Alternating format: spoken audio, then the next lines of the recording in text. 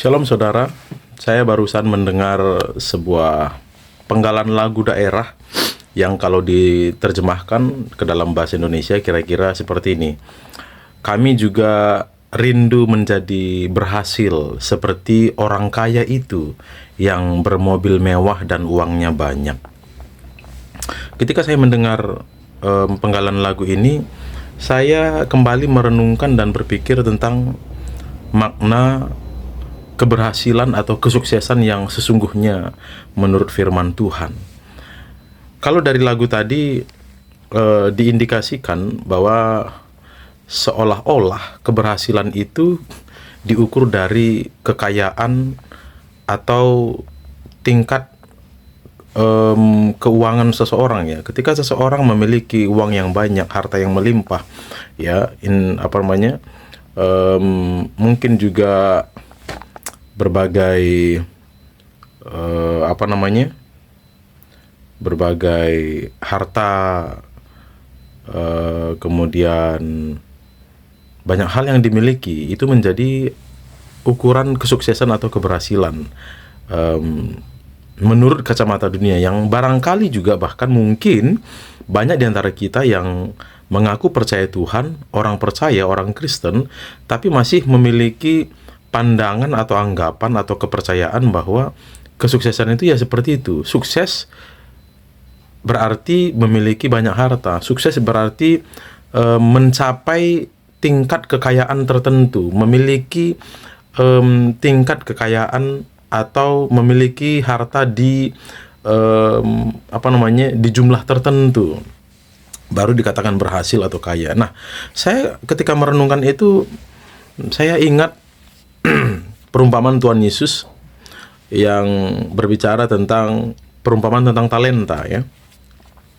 Saya lihat di sana, dan kalau kita baca secara lengkap, kita lihat bagaimana ada 3 orang yang diberikan masing-masing 5 talenta, 2 talenta dan 1 talenta.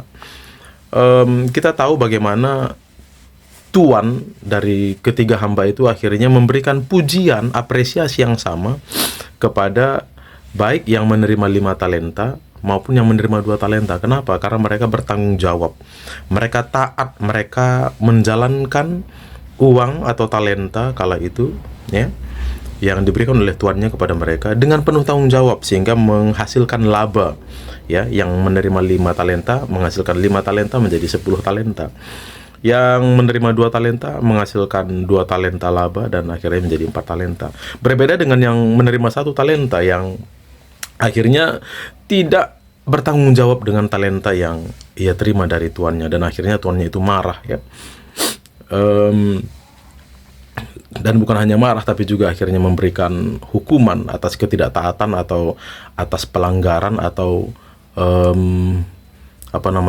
ketidakbertanggungjawaban dari hamba yang menerima 1 talenta itu. Dari kisah perumpamaan tentang talenta ini, kita bisa melihat bagaimana Alkitab atau kebenaran firman Tuhan mengajarkan kita tentang makna atau arti kesuksesan atau keberhasilan yang sesungguhnya, yaitu ketika seseorang dengan taat melakukan tanggung jawabnya terhadap Tuhan, ya. Kesuksesan di mata Tuhan, ya, itu tidak diukur dari seberapa banyak harta kita, seberapa banyak pencapaian-pencapaian yang kita miliki, seberapa hebat kita di mata dunia atau di mata orang-orang di sekitar kita, tapi seberapa bertanggung jawab kita dalam ketaatan kepada Tuhan dengan apapun yang Tuhan titipkan atau percayakan kepada kita. Talenta itu bisa berbicara harta yang Tuhan berikan pada kita atau Tuhan titipkan.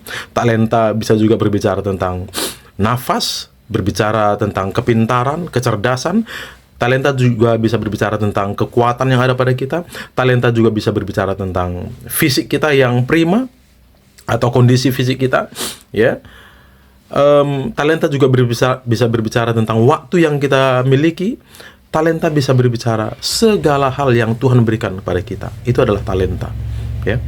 Jadi ukuran keberhasilan seseorang ditinjau dari firman Tuhan itu bukanlah berapa banyak atau berapa besar pencapaian dan kekayaan yang ia miliki, melainkan seberapa bertanggung jawab orang itu dalam ketaatan kepada Tuhan.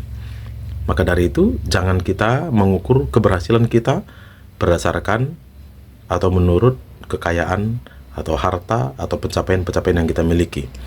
Ya, namun seberapa taatkah kita kepada Tuhan? Seberapa bertanggung jawabkah kita terhadap talenta, dalam tanda petik ya, talenta yang Tuhan titipkan atau percayakan kepada kita. Ya, mari kita koreksi diri kita introspeksi diri kita dengan benar. Jangan-jangan kita masih merasa bahwa kalau kita belum memiliki ini dan itu, kita merasa gagal, kita merasa tidak berhasil, kita merasa orang yang kalah, ya. Padahal keberhasilan yang sesungguhnya terletak pada seberapa taat dan seberapa bertanggung jawab kita terhadap apa yang Tuhan titipkan atau percayakan pada kita. Ya, semoga ini menguatkan iman kita dan tetap memotivasi kita untuk tetap taat kepada Tuhan dan bertanggung jawab dalam segala kondisi. Tidak menjadi minder, tidak menjadi sedih karena mungkin secara ekonomi kita tidak seperti orang lain, kita tidak sebaik orang lain. Tapi ingat bahwa Tuhan selalu memelihara hidup kita. Ya, jangan merasa kalah ketika engkau tidak sekaya orang lain. Jangan merasa minder, jangan merasa sedih ketika engkau tidak sehebat orang lain. Tapi minder atau takutlah ketika engkau tidak menjalankan tanggung jawab yang Tuhan berikan kepadamu. Ketika engkau tidak tarik kepada Tuhan, disitulah kegagalan yang sesungguhnya. Namun sebaliknya, ketika kita taat kepada Tuhan, ketika kita bertanggung jawab di hadapan Tuhan dengan apapun yang kita terima dari Tuhan, maka disitulah keberhasilan yang sesungguhnya. Ya. Sampai di sini, Tuhan berkati. Shalom.